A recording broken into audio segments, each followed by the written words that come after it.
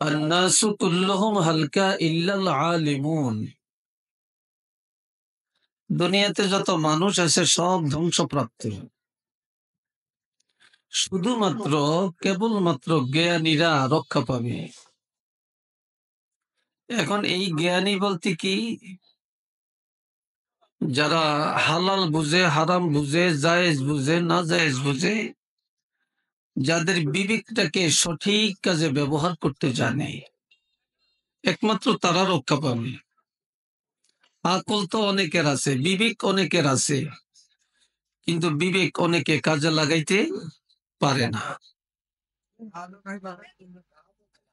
কারো বিবেক সিনেমার জন্য, নাটকের জন্য, আর কারো বিবেক মসজিদে যাওয়ার জন্য, 5 ওয়াক্ত নামাজ পড়ার জন্য, সত্য বলার জন্য, সৎ পথে চলার জন্য।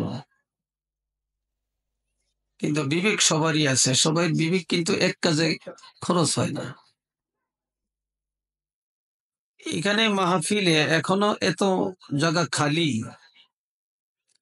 এখানে যদি একজন নায়িকা আসতো,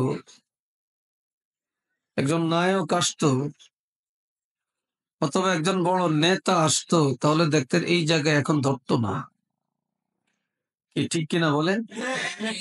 ধরতো না।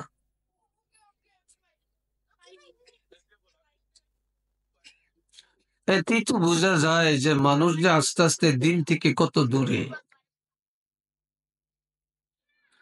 هو العالمون كلهم هلك إلا العاملون। এই দুনিয়ায় যত জ্ঞানী আছে,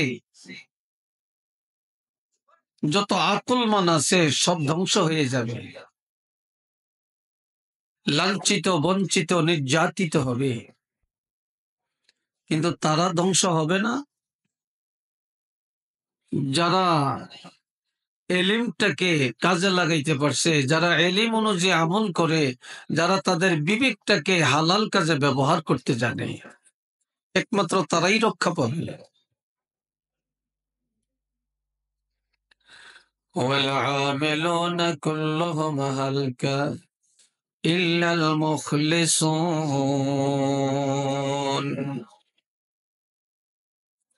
আবার কিছু মানুষ আছে আমল করেও ধ্বংস হয়ে যাবে, ভালো কাজ করেও ধ্বংস হয়ে যাবে। কারো কাজ হয়, আমল হয় আল্লাহর জন্য, আর কারো জিন্দিগির আমলগুলি হয় মানুষকে দেখানোর জন্য, তাই না? যেটাকে বলি রিয়া বা লৌকিকতা। কেউ যদি নামাজ পড়ে মানুষকে দেখানোর জন্য, নামের জন্য, কেউ যদি দান করে নামের জন্য, কেউ যদি ওয়াজ করে নামের জন্য, কেউ যদি মসজিদ করে নামের জন্য, কেউ যদি হজ করে নামের জন্য, মানুষকে দেখানোর জন্য, তাহলে এই ভালো কাজগুলি করেও সে ধ্বংস হয়ে যাবে, সে জাহান্নামে যাবে। আর যারা আমলগুলি করে আল্লাহর জন্য, একমাত্র তারাই জান্নাতে যাবে, তারাই রক্ষা পাবে।